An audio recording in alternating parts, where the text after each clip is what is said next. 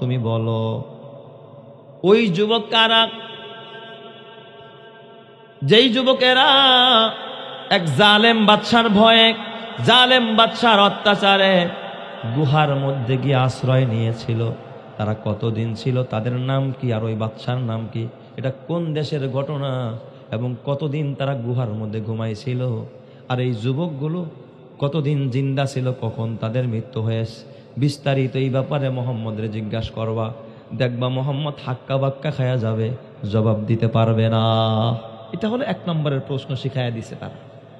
2 নম্বর, 2 নম্বর আর একটা প্রশ্ন করবা, মোহাম্মদরে জিজ্ঞাসা করবা, মোহাম্মদ বলো তো আত্মা কি জিনিস, রুহু কি জিনিস? আমাদের একটা আত্মা আছে না নাই? এই আত্মা সম্পর্কে প্রশ্ন করবা, মোহাম্মদ উত্তর দিতে পারবে না। 3 নম্বরে আরেকটা প্রশ্ন করবা, মোহাম্মদ বলো ওই বাদশার নাম কি, যেই বাদশা সারা পৃথিবী ভ্রমণ করেছিল, সূর্যোদয় থেকে নিয়ে অস্তমিত, দক্ষিণ মেরু থেকে নিয়ে উত্তর মেরু, গোটা পৃথিবীটা যেই বাদশা, এমন কোনো জায়গা নাই যেই জায়গার মধ্যে ভ্রমণ করে নাই। ওই বাদশার নাম কি, সে কোন দেশের বাদশা, কোন দেশে আগমন করে, ওই বাদশার কথা জিজ্ঞাসা করবা।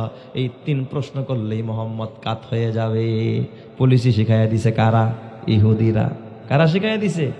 ইহুদিরা। কাদেরকে শেখায়? নজর বিন হারেস দাঁড়ায় একটা বক্তব্য দিছে, শোনো, মদিনার ভিতরে একজন ইহুদিদের পণ্ডিত আছে, ইহুদিদের উপরে তো তাওরাত কিতাব নাজিল হয়েছে, আসমানি কিতাব, এদের কাছে আসমানি জ্ঞান আছে। ওই পণ্ডিতের নাম কাব বিন আশরাফ। তোমরা যাও, কাব বিন আশরাফ ও মক্কার একজন বড় লিডার, ইহুদিদের লিডার। ইহুদিরা ভালো না খারাপ? চরম খারাপ। এই যে ইসরায়েলিরা ইহুদিদের খালাতো ভাই আর কি। তো সবাই নজর বিন হারেস, তারপরে উকবা ইবনে আবি মুঈত, আরো কিছু কাফেরদের লিডারদের একটা টিম কাব বিন আশরাফের কাছে গেছে। বাড়ি কোথায়? মদিনায়। মদিনায় পরামর্শ আনতে গেছে, কেমনে মোহাম্মদরে কি করা যাবে, সাইজ করা যাবে। আমাদের অনেকে দেখবেন আমেরিকা থেকে পরামর্শ আনে মুসলমানগো সাইজ করা, কেউ চায়না থেকে পরামর্শ আনে মুসলমানগো সাইজ করার, কেউ ভারত থেকেও পরামর্শ সাপ্লাই করে মুসলমানগো সাইজ করার। কিন্তু আমি তো কসম দিয়া বলতে চাই, যতই আমেরিকা দৌড়াও, যতই রাশিয়া দৌড়াও, যতই চীন দৌড়াও, যতই ভারত দৌড়াও, আরে মুসলমান তো কোনোদিন চীন আর ভারত আর ওই আমেরিকার উপরে ভরসা করে চলে না। মুসলমান চলে একজনের ভরসায়, চিল্লায় বলতে হবে তিনি কে? আরো জোরে বলেন তিনি কে? অতএব মুসলমান পেশি শক্তিকে কখনো ভয় করে না। গেছে কাব বিন আশরাফের কাছে, যা বলছে, লিডার কিও তোমরা এখানে কেন? মক্কার লিডাররা, এক লিডার আরেক লিডারে তো একটু সমীহ করে, বুঝেন নাই? মক্কার লিডাররা গেছে কোন লিডারের কাছে? মদিনার লিডারের কাছে। নবী কিন্তু তখনও মদিনায় যায় নাই, আর তারাও নবীর ওইভাবে ভালো করে চিনে না মদিনাবাসী। যায় কয়, শোনো, এক মোহাম্মদ তো পেছ লাগাই দিতেছে আমাদের মক্কায়। কয় কি করে? কয় এই নতুন ধর্মের দাওয়াত দেয়, আমাদের ধর্মের মূর্তির বিরোধিতা করে। তো তুমি একটু পলিসি শিখাইয়া দাও, বুদ্ধি শিখাইয়া দাও, আমারে কিছু বুদ্ধি দাও, যেই বুদ্ধি কাজে লাগায়া মোহাম্মদরে দমন করতে পারি। কাব বিন আশরাফ কয়, সেটা তোমাদের ধর্মের ব্যাপার, আমার তো কোনো সমস্যা নেই, আমার থেকে বুদ্ধি চাও কেন? কয়, কাব তুমি জানো না, মোহাম্মদ যদি মাথা চাড়া দেয় সে আমাদের জন্যই শত্রু হয়ে দাঁড়াবে না, এক সময় তোমাদের জন্য শত্রু হয়ে দাঁড়াবে। অতএব তাড়াতাড়ি বুদ্ধি দাও, চারা গাছ থাকতেই তারে কি করে দিমু? দমন করে দিমু। পারবে? কথা বলেন না কেন? পারবে? মোহাম্মদের সাথে আছেন কে? আরো জোরে বলতে হবে কে? আল্লাহ। কাব বিন আশরাফ ডাক দিয়া বলেন, ও মক্কার লিডারেরা, তোমরা যদি মোহাম্মদকে দমন করতে চাও, আমি তোমাদেরকে 3টা পলিসি শিখাইয়া দেই। কাগজ কলম লাও, আমার পলিসিগুলো লেখা নাও, নোট করো। 3টা প্রশ্ন করবা মোহাম্মদে, কারণ মোহাম্মদ ওহির কথা কয়, মোহাম্মদ আসমানের কথা কয়। আসমানি জ্ঞান যার আছে তারে ঠেকাইতে হলে আসমানি জ্ঞানের কোনো বিকল্প নাই। সে আসমানি জ্ঞান দিতেছে কারে? এই কাব বিন আশরাফ, ওই নজর বিন হারেস এবং উকবা ইবনে আবি মুঈতদেরকে। কয়, লেখো 1 নম্বর, তুমি গিয়া সেখানে মোহাম্মদের প্রশ্ন করবা, ও মোহাম্মদ ইবনে আব্দুল্লাহ, তুমি বলো ওই যুবক কারা? যেই যুবকেরা এক জালেম বাদশার ভয়ে, জালেম বাদশার অত্যাচারে গুহার মধ্যে গিয়ে আশ্রয় নিয়েছিল। তারা কতদিন ছিল, তাদের নাম কি, আর ওই বাদশার নাম কি, এটা কোন দেশের ঘটনা এবং কতদিন তারা গুহার মধ্যে ঘুমাইছিল, আর এই যুবকগুলো কতদিন জিন্দা ছিল, কখন তাদের মৃত্যু হয়েছে, বিস্তারিত এই ব্যাপারে মোহাম্মদরে জিজ্ঞাসা করবা। দেখবা মোহাম্মদ হাক্কা বাক্কা খায়া যাবে, জবাব দিতে পারবে না। এটা হলো 1 নম্বরের প্রশ্ন শিখাইয়া দিছে তারা। 2 নম্বর আর একটা প্রশ্ন করবা, মোহাম্মদরে জিজ্ঞাসা করবা, মোহাম্মদ বলো তো আত্মা কি জিনিস, রুহু কি জিনিস? আমাদের একটা আত্মা আছে না নাই? এই আত্মা সম্পর্কে প্রশ্ন করবা, মোহাম্মদ উত্তর দিতে পারবে না। 3 নম্বরে আরেকটা প্রশ্ন করবা, মোহাম্মদ বলো ওই বাদশার নাম কি যেই বাদশা সারা পৃথিবী ভ্রমণ করেছিল, সূর্যোদয় থেকে নিয়ে অস্তমিত, দক্ষিণ মেরু থেকে নিয়ে উত্তর মেরু, গোটা পৃথিবীটা যেই বাদশা, এমন কোনো জায়গা নাই যেই জায়গার মধ্যে ভ্রমণ করে নাই। ওই বাদশার নাম কি, সে কোন দেশের বাদশা, কোন দেশে আগমন করে, ওই বাদশার কথা জিজ্ঞাসা করবা। এই 3 প্রশ্ন করলেই মোহাম্মদ কাত হয়ে যাবে। পুলিশই শিখাইয়া দিছে কারা? ইহুদিরা। কারা শিখাইয়া দিছে? ইহুদিরা। কাদেরকে শিখাইয়া দিছে? কাফেরদেরকে। তার মানে ইহুদি, মুশরিক, কাফের, বেঈমান সব আপন ভাই ভাই। কথা ঠিক কিনা? এই বুদ্ধি যখন শিখাইয়া দিছে, এবার নজর বিন হারেস দাঁড়ায় কয়, ওস্তাদ, লিডার, আপনি যে বুদ্ধি শিখাইছেন ভালো কথা, আপনি কম তো এই প্রশ্নের জবাব কি মোহাম্মদ পারবো? এটা জিজ্ঞাসা করে আবার তার ইহুদিরই জিজ্ঞাসা। কাব বিন আশরাফ ডাক দিয়া বলে, ও নজর বিন হারেস, মোহাম্মদ যদি সত্যিকারের নবী হয়, মোহাম্মদ যদি আসমানি এলেম পায়া থাকে, তার দাবিতে যদি সে অনর হয়, সে যদি সত্যবাদী হয়, তাহলে 3টা প্রশ্নের জবাবে সে দিয়া দিতে পারবে। সুবহানাল্লাহ যেরকম সবাই। আর যদি মোহাম্মদ নবী না হয়, সত্যিকারের যদি আসমানি কিতাব, আসমানি এলেমের অধিকারী সে না হয়, তাহলে পৃথিবী উল্টা গেল, মোহাম্মদ কেন, মোহাম্মদের বাবাও এই প্রশ্নের জবাব দিতে পারবে না। ঠিক যাবে, দেখবা একেবারে তার মিশন বন্ধ হয়ে যাবে। নজর বিন হারেস বড় পণ্ডিত, ডাক দিয়া কয়, লিডার, যদি মোহাম্মদ ধরেন উত্তর দিয়েই ফালায়, তাহলে আমরা কি করব? ধরেন প্রশ্ন 3 হান করলাম, যদি উত্তরটা দিয়া ফালায় তাহলে কি করতাম? কয়, তাইলে তোমাদের জন্য একটা রাস্তাই খোলা, আর দেরি করবা না, সকলে মিলে মোহাম্মদের হাতে কালিমা পড়া মুসলমান হয়ে যাইবা। সুবহানাল্লাহ। আরো জোরে কন্না আল্লাহু আকবার। কয়, না বস, সব পারমু, কিন্তু এটা করতে। কয়, তাইলে জাহান্নামের রাস্তা ছাড়া কোনো পথ নাই। সুবহানাল্লাহ জোরে কোন সবাই। হেদায়েতের মালিক কে? আরো জোরে বলেন না কে? আল্লাহ। তো এই বুদ্ধি নিয়ে আসছে, পলিসি নিয়ে আসছে বিদেশ থেকে মোহাম্মদের দমন করার, আলেম দমন করার, কোরআন দমন করার। কত মন্ত্র মানুষ দিল, মৌলবাদ বলা গালি দিল, জঙ্গিবাদ বলা গালি দিল, কত গালি দিল, কিন্তু ইসলাম দমাইতে পারে নাই। যত গালি দিছে ইসলামের পতাকা তত উড্ডিং হয়েছে। কথা ঠিক কিনা? কারণ ইসলাম লালন করে দুনিয়ার কোনো মানুষ না, ইসলাম লালনকারী যিনি, তিনি কে? হয় নাই? ইমানের আওয়াজে বলেন, তিনি কে? ওরা এই বুদ্ধি নিয়ে আইসা এবার আসছে কাব বিন আশরাফের কাছ থেকে, মানে খুব একেবারে মক্কা জয় করে লাইছে আর কি। আয়েশা, নজর বিন হারেস, উকবা বিন আবি মুঈত নবীর কাছে যায় একটা ডায়লগ দিছে, কয়, মোহাম্মদ ভাতিজা, তুমি আমাদের দেশি সন্তান, কুরাইশি সন্তান, তোমার লগে আমাদের লগে কেন এত মারামারি হবে বলো? আসো আমরা সবাই একসাথে মিলে যাই। কয়েছে, আচ্ছা ঠিকই তো কইছেন, আমি তো এই মিশনেই দাওয়াত দিই, আমরাও তো মিলতে চাই। সুবহানাল্লাহ যেরকম সবাই। নবী কি কয়, চাচা আমরাও তো একসাথেই থাকতে চাই, ভাই ভাই হয়ে থাকতে চাই, কারণ মুসলমান মুসলমান, ভাই ভাই, এই স্লোগান একমাত্র ইসলামেই দেয়। কথা ঠিক কিনা? আল মুসলিম আকুল মুসলিম, এটা নবীদের স্লোগান, এটা উম্মতে মুসলিমার স্লোগান। কথা ঠিক না? ঠিক জোরে কান। আমিও তো এটা চাই চাচা, আমরা মিলে জুলে থাকি, কেন তো মারামারি কাটাকাটি বলে? কয়, ভাতিজা, তবে একটা কথা, মিলতে তো চাই, আমারও মন চায়, দেখছেন কত মিঠা মিঠা কথা, কিন্তু কিছু পোলা পানে হঠাৎ করে আমার কি জানি বললো যে তোমার কাছে একটু জিনিস জানতে চায়। ভাতিজা, এই 3টা প্রশ্ন করতে চায় ওরা, একটু উত্তর দিয়া দাও, এরপর আমরা মিল্লা যামোগা, আর কোনো ভেদাভেদ নাই, মারামারি নাই, কাটাকাটি নাই, আমরা সব একসাথে থাকবো।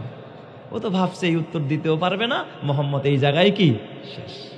ভরা মসজিদে সবার সামনে নবীরে প্রশ্ন করে, ও মোহাম্মদ ইবনে আব্দুল্লাহ, তুমি বলো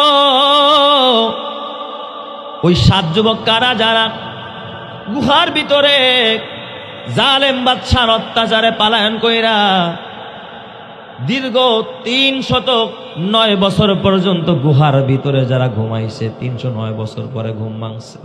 সুবহানাল্লাহ যেরকম সবাই, 9 বছর, 309 বছর পরে যাদের ঘুম ভাঙছে, ওই যুবক কারা, তারা কয়জন ছিল, তাদের নাম কি, আর ওই জালেম বাদশাহিবাকে কোন দেশের ঘটনা, এটা একটু বলে দাও।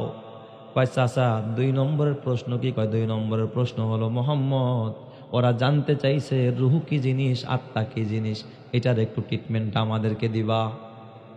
3 নাম্বার, ও ভাতিজা মোহাম্মদ, ওই বাদশার নাম কি, যেই বাদশাহ সারা পৃথিবী সূর্যোদয় থেকে নিয়ে অস্তমিত হওয়া পর্যন্ত, উত্তর মেরু থেকে দক্ষিণ মেরু পর্যন্ত গোটা পৃথিবীটা যিনি ভ্রমণ করেছে, ওই ভ্রমণ কাহিনী শোনাইবা।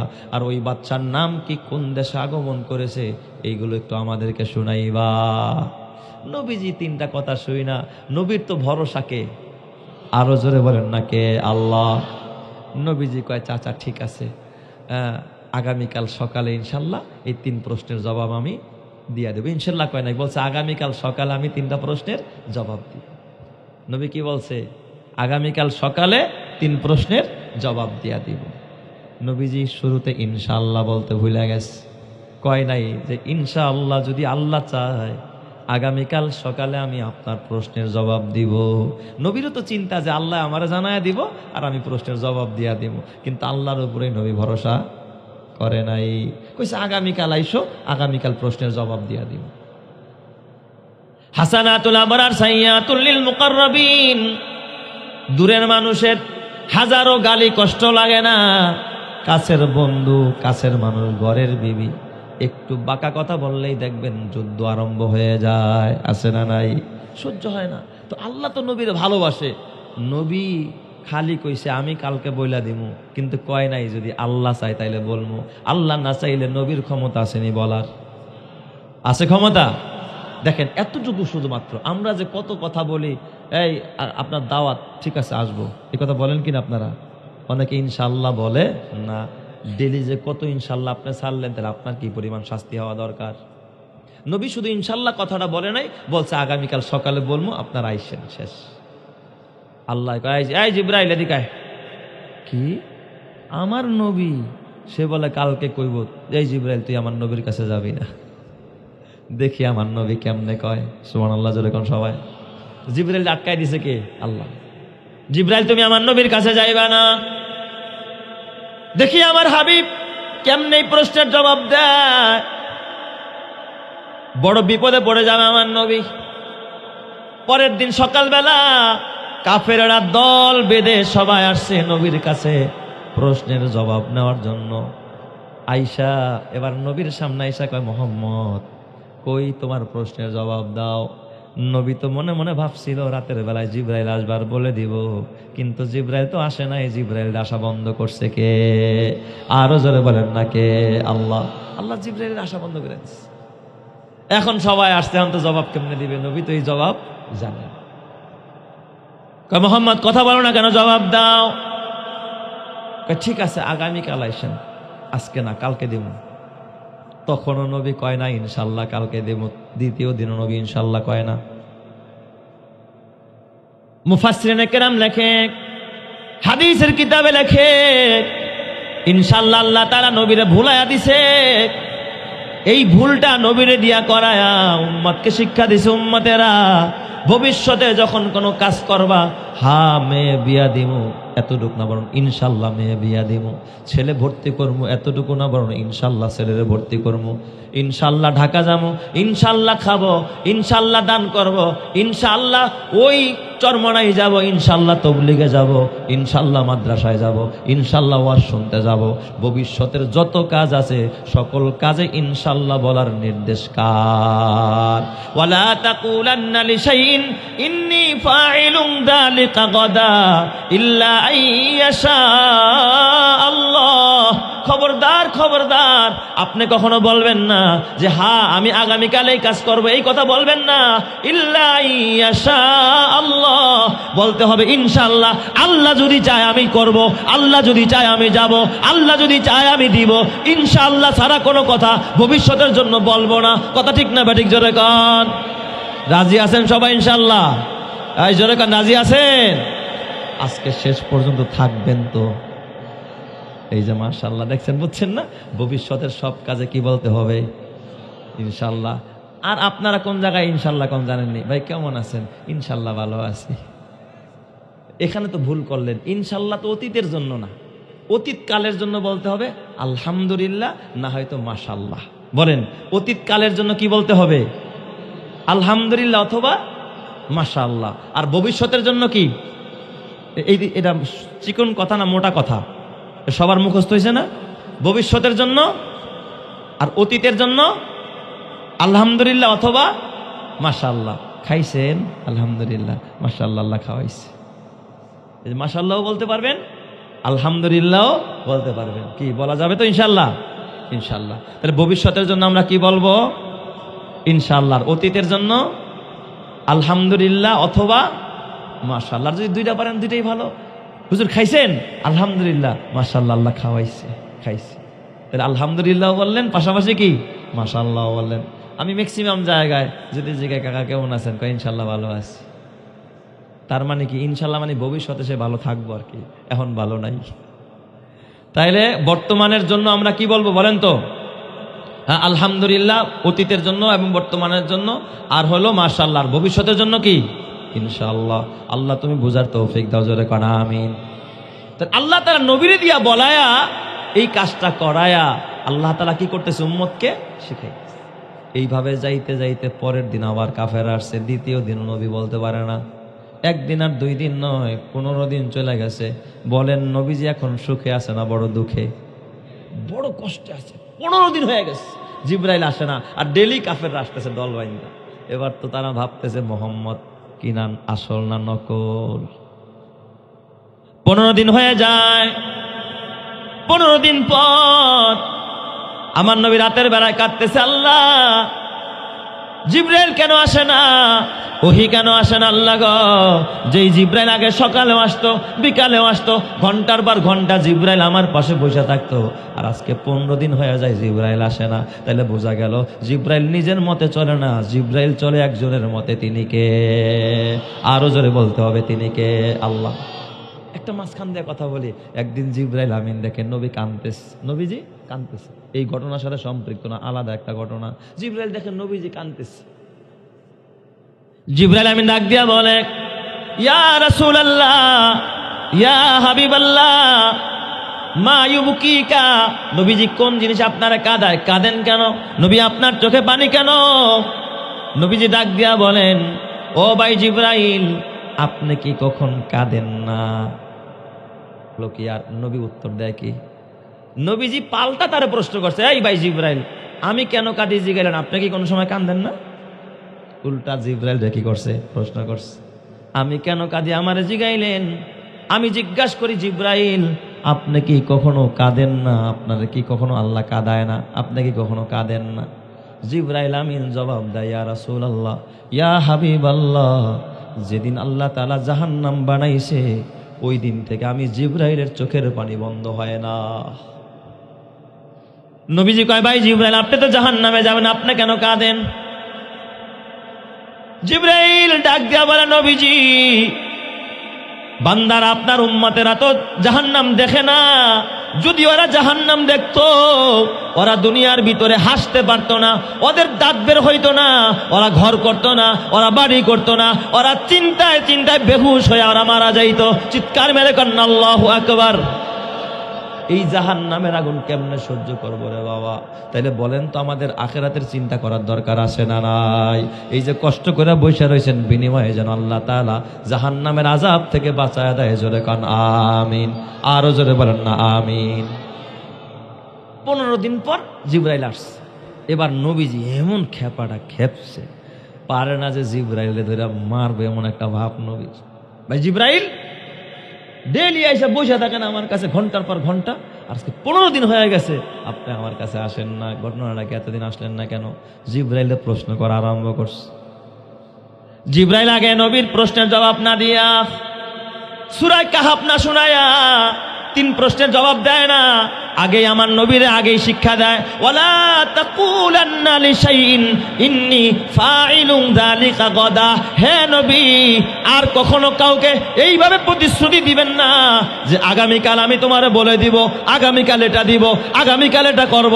ইল্লা আইয়াশা আল্লাহ, বরং বলার আগে বলবেন আল্লাহ যদি চায় তোমারে দিব, আল্লাহ যদি চায় তোমারে বলবো, আল্লাহ যদি চায় এটা আমি আগামীকাল করব। আল্লাহ যদি চায় এই কথা বলা ছাড়া, ইনশাআল্লাহ বলা ছাড়া কোনো কথা বলবেন না। আমার আল্লাহ আপনার এই শিক্ষা দেওয়ার জন্য আমারে নিষেধ করেছে। চিৎকার মেরে কন্যা আল্লাহু আকবার, আরো জোরে বলেন আল্লাহু আকবার। ওই আল্লাহ এখনো আসে না নাই? এরপর আল্লাহ তাআলা সূরা কাহাফটা নাজিল করেন, নবীজিকে সূরা কাহাফ জানায়া দিলেন। প্রথম প্রশ্নের জবাব আল্লাহ তাআলা আমার নবীরে জানায়া দেয়, আম হাসিবতা আন্না আসহাবাল কাহফি ওয়ার রাকিমি কানু মিন আয়াতিনা আজাবা ইজ আওয়াল ফিতিয়াতু ইলাল কাহফি ইজ আওয়াল ফিতিয়াতু ইলাল কাহফি ফাকালু রব্বানা আতিনা মিন লাদুনকা রাহমাতাও ওয়া হাইয়্ লানা মিন আমরিনা রাশাদা। নবীজিকে এবার আসহাবে কাহাফের ঘটনা শুনাইতেছে হযরত জিবরাইল। এ আমার বাবা, আল্লাহ তাআলার বলার ভঙ্গিটা কেমন? আল্লাহ ডাক দিয়া কয়, হাবিব আমার, আম হাসিবতা, আপনি কি ধারণা করেছেন, আন্না আসহাবাল কাহফি, নিশ্চয় গুহাবাসীর ঘটনা, অর রাকিমি, ফলকবাসীর ঘটনা, কানু মিন আয়াতিনা আজাবা, এটা আমার আশ্চর্য একটা নিদর্শন। আপনি কি এটা ভাবছেন? হা রসুল, হা ঠিকই ভেবেছেন। এটা আমি রবের দেওয়া আশ্চর্য এক নিদর্শন, আমার দেওয়া এক আশ্চর্য নিদর্শন আপনাকে দান করলাম। চিৎকার মেরে কন্যা আল্লাহু আকবার। আমার আল্লাহর নবী কয়, আইনানে লা তামসুহুমান নার, আইনুন বাকাত মিন খাশিয়াতিল্লাহ ওয়া আইনুন বাতাত তাহরুসু ফি সাবিলিল্লাহ। আল্লাহর নবী কয়, ওই দুই চোখ কখনো জাহান্নামের আগুনে স্পর্শ করবে না। ওই চোখ যেই চোখ আল্লাহর ভয়ে কাঁদে, আর দ্বিতীয় নম্বর ওই চোখ যেই চোখ আল্লাহর ভয়ে জাগ্রত থাকে, পাহারা দেয়। এই আসহাবে কাহাফের লোকেরাও তারা জাগ্রত রয়েছে ঈমান বাঁচানোর জন্য। ঠিক না ব্যাটিক জোরে কন? গুহার মধ্যে ঘুমাইছে শুধু ঈমান বাঁচানোর জন্য। এই আমার বাবা, তুমি আমি পেট বাঁচানোর জন্য মেহনত করি, সন্তান বাঁচানোর মেহনত করি, দল বাঁচানোর মেহনত করি, জমিন বাঁচানোর মেহনত করি, ব্যবসা বাঁচানোর মেহনত করি, ঈমান বাঁচানোর মেহনত তোমার আমার মধ্যে নাই। কথা ঠিক না ব্যাটিক জোরে কন? এই জন্য হাতে পায়ে ধরে বলা যায় রে বাবা, আবু বকর সিদ্দিক রাদিয়াল্লাহু তাআলা আনহু, নবীজির এত বড় কাছের মানুষ হযরত আবু বকর, যেই আবু বকর সিদ্দিক রাদিয়াল্লাহু তাআলা আনহু অন্তিম মুহূর্তে যখন আবু বকর মারা যাবে রে বাবা, দেখেন না কথাটা বলে বিদায় নেব, আর সময় আমি আপনাদেরকে নষ্ট করব না। আবু বকর সিদ্দিক যখন মৃত্যুর শয্যায়, মৃত্যুর বিছানায়, হযরত আবু বকর, আল্লাহর নবীর সাহাবী আবু বকর, নবীর বন্ধু, নবীর শ্বশুর, মা আয়েশার বাবা। আবু বকর বলে, আমার আয়েশা কোথায়? আমার আয়েশারে আমার কাছে ডাকো। মা আয়েশা কিন্তু নবীর স্ত্রী, কিন্তু আবু বকরের কি মেয়ে। মেয়েরা ডাকতেছে, আমার মা, আমার আয়েশা কোথায়? আমার আয়েশারে আমার কাছে ডাকো। আবু বকরের ইন্তেকালের সময় মা আয়েশা সিদ্দিকা বাবা আবু বকরের কাছে আসলেন। আবু বকর সিদ্দিক হাতটা বাড়ায় দিয়া ডাক দেয়া, আমারে, ও আয়েশা, আমার নবীর ইন্তেকালের সময় তুমি আমার নবীর পাশে ছিলা, আমি আবু বকরের ইন্তেকালের সময় আমি তোমার পাশে চাই, তুমি দূরে যাইও না। সুবহানাল্লাহ জোরে কোন সবাই। এই কথা শুই না মা আয়েশা কাঁদতেছে, মেয়ে কাঁদতেছে, বাবাও কাঁদতেছে। আবু বকর ডাক দিয়া বলে, মা কেঁদো না, কুল্লু হাইয়িন মাইত, সবাইকে মরতে হবে রে আয়েশা। তবে আয়েশা রে, আমি মরার আগে তোমারে 3টা নসিহত করে যাই রে আয়েশা। কি ওসিয়ত বলেন বাবা? আয়েশা, আমি দেখেছি নবীর ইন্তেকালের সময় তোমার উরুর উপরে আমার নবীর মাথাটা ছিল। নবীর যখন ইন্তেকাল হয়, রুহুটা যখন বের হয়, ওই সময় তোমার উরুর উপরে আমার নবীর মাথাটা ছিল। ও মা, যেই জায়গায় আমার নবীর মাথাটা রাখছো, আমি আবু বকরের মন চায় ওই জায়গার মধ্যে আমার মাথাটাও তুমি রাখো। আমি আমার নবীর তরিকায় মরতে চাই, আমার রুহুটা যেন ওইভাবেই কবজ হয়। আয়েশা বলো, রক্ষা করবানি? মা আয়েশা হাউমাউ করে কান্না ফেললেন। বাবার আবদার, উইঠা আইসা বাবার মাথাটা মা আয়েশা মেয়ের উরুর উপরে বাবার মাথাটা শোয়া দিলেন, মাথার মধ্যে কপালের মধ্যে হাত বুলায় মা আয়েশা কাঁদতিস। এ আমার বাবা, যেই চোখ আল্লাহর ভয়ে কাঁদে ওই চোখ জাহান্নামে যাবে। এ যুবক ভাই, তোর হাতে পায়ে ধরে বলে যায়, বাবা গেল খালি হাত, দাদা গেল খালি হাত, তুমিও যাইবা খালি হাত। নবী আমার নবীর সাহাবী আবু বকর আয়েশার ডাক দিয়া, আয়েশা আমার 2 নম্বরের নসিহত, আমার 2 নম্বরের তোমার কাছে ওসিয়ত হলো মা, এই যে আমি যে আমিরুল মুমিনিন ছিলাম, রাষ্ট্রীয় তহবিল থেকে একটা উট আমার দেওয়া হয়েছে বাহন হিসাবে, মাঝে মাঝে দুধও আমি পান করতাম, এটা রাষ্ট্রীয় সম্পদ, আমি মরে গেলে তুমি দায়িত্ব নিয়ে উটটা রাষ্ট্রীয় কোষাগারে বাইতুল মালে ফেরত দিয়া দিবা, এটা আমার ঘরে রাখবা না, ওমরের কাছে পৌঁছাইবা, খলিফাতুল মুসলিমিনের কাছে পৌঁছাইয়া দিবা। জোরে কোন সুবহানাল্লাহ।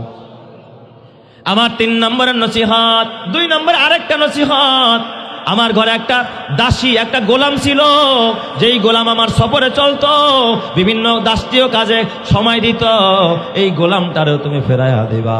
আর 3 নম্বরের শেষ নসিহত, মারে আমি আবু বকরের নতুন কাপড় দিয়া কাফন পড়াইবা না, বাজার থেকে নতুন কাপড় কিনবা না, আমি আবু বকরের একটা পুরান জামা দিয়া আমি আবু বকরের তুমি দাফন করাইয়া দিবা।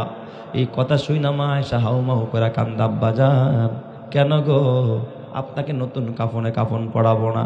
ডাক দিয়া বলে, আয়েশা তুমি তো জানো না, ও আয়েশা নতুন জিনিস জীবিতদের জন্য বেশি দরকার, আমি মুর্দা হয়ে গেলে মরে গেলে তো নতুন জিনিস আমার দরকার নাই, ওটা জীবিতদেরকে দিয়া দিও, পুরান একটা জামা পড়ায় আমি আবু বকরের কবরে রাইখা দিও। চিৎকার মেরে কন্না আল্লাহু আকবার।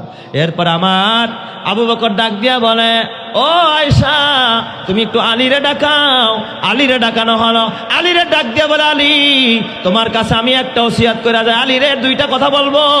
1 নম্বরের কথা হলো, আলী ও আলী, আমি দেখেছি আমার নবীর ইন্তেকালের পর তোমার হাত দিয়ে আমার পয়গম্বরে তুমি ডইলা ডইলা গোসল দিছো, আমার নবীরে তুমি চেহারায় হাত দিছো, নবীর ঠোঁটে হাত দিছো, মাথায় হাত দিছো, তুমি নবীরে গোসল করাইছো। নবীর ইন্তেকালের পরে যিনি গোসল করাইছেন তিনি হযরতে আলী। ওই আবু বকর ডাক দিয়া, আলী রে তোমার ওই হাতটা, যেই হাত পয়গম্বরের শরীর লাগছে, ওই হাত দিয়া তুমি আমারে গোসল, আমারে তোমার হাত দিয়া গোসল দে। আরেকটা কাজ করবা আলী, আমার জন্য তো নবীর ডান পাশে জায়গা রাখা, নবীর রওজার পাশেই আমার জায়গা রাখা, আমারে আগেই কবরে নামাইবা না, আমার লাশটা উপরে রাইখা নবীরে সালাম দিয়া জিজ্ঞাসা করবা, আপনার গোলাম আসছে, আপনার গোলামটারে আপনার পাশে শোয়ার অনুমতি আছে কিনা, যদি নবী অনুমতি দেয় নিচে নামাইবা, আর অনুমতি না দিলে আমি আবু বকরে অন্য জায়গায় জান্নাতুল বাকিতে কবর দিবা, আমার নবীর পাশে কষ্টের কারণ হব না, আমার নবী যদি আমার প্রতি নারাজ হয়ে থাকে আমার এই নবীর পাশে দাফন করবা না। অমনি হযরত আলী এই ওয়াদাও পালন করলেন। আবু বকরের ইন্তেকালের পর লাশটা যখন নবীজির রওজার পাশে নিয়া সালাম দিয়া নবীকে জিজ্ঞাসা করেন, অমনি কবর থেকে আওয়াজ আসছে, এ আলী দেরি করিস না, আমার বন্ধু আবু বকরে তাড়াতাড়ি আমার কাছে পাঠায়া দে। চিৎকার মেরে কন্না আল্লাহু আকবার। এই জন্য আমার বাবা তোমার হাতে পায়ে ধরে বলা যায়, যে আবু বকর নবীর হিজরতের সাথী, গুহার সাথী, নবীর জীবনের সাথী, কবরেরও সাথী, নবীর জান্নাতেরও সাথী। তোমরা যদি ওই আলেমের সাথী হইতে চাও, আবু বকরের সাথী হতে চাও, নবীর সাথী হতে চাও, আলেম নবীর ওয়ারিস, এ বাবা নবীদের ওয়ারিস আলেম ওলামা, এই ছাত্ররা নবীদের ওয়ারিস, কোরআনের ছাত্ররা নবীর ওয়ারিস, এদেরকে মহব্বত কইরা, এদেরকে ভালোবাসা, যদি ভালোবাসার প্রমাণ দিতে পারো কিয়ামতের ময়দানে